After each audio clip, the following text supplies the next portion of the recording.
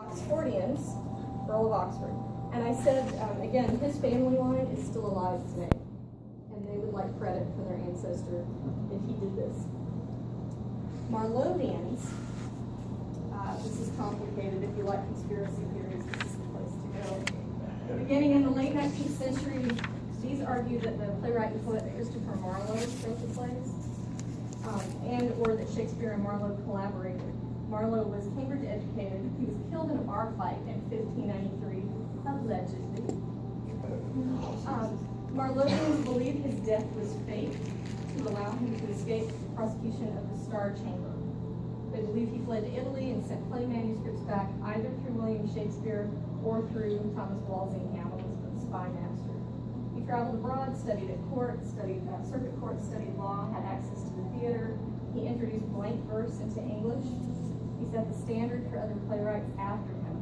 He wrote plays under his own name in the 1590s. Now, he was a spy for Elizabeth. We know that, and we know some of what he did was kept secret, and that she, on occasion, stepped up to support him and to say, he was working for me, leave him alone. The people who support this theory think that it reached a point in Star Chamber investigations where he was going to be tried and executed, and so they faked his death in a bar fight, and there's some issues with the bar fight that raise questions. He was killed in a tavern in Deptford. Two of the men he was dining with were also spies. And there are lots of themes from Marlowe's plays that show up in Shakespeare's plays. There have been a number of studies that look at the writing side by side and talk about similarities in them. This may be the most far-fetched. I think it's fun because it is far-fetched.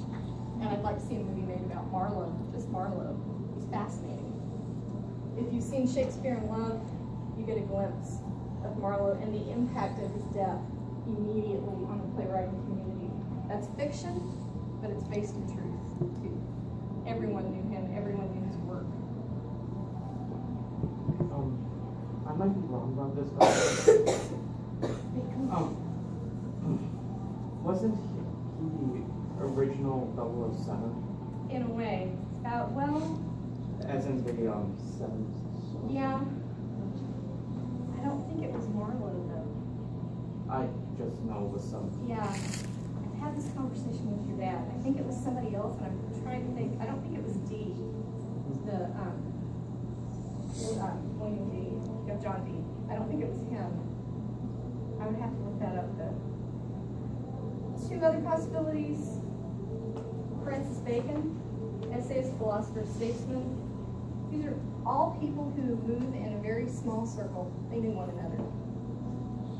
And then new as of 2006, Sydneyans argue that poet and literary patroness Mary Sidney Herbert, the Countess of Pembroke, sister of poet Sir Philip Sidney, niece to Robert Dudley, the Earl of Leicester, wrote the plays and published them anonymously at first, then through the actor William Shakespeare. She was highly educated. As an aristocratic woman, she would have faced the same restrictions as De Vere, magnified on account of her gender. Her son William Herbert became Lord Chamberlain, controlling all publications of plays in England. The first folio is dedicated to William and Philip Herbert, Mary's sons. They both held positions at court. They could have been patrons for the writers, whether it's poetry or the plays. I'm most interested in this last argument because I teach Mary Sidney Herbert's poetry and her translations of the Psalms in another class. Anything that gets more people reading her work, I'm happy about. She was also a great patron of the arts.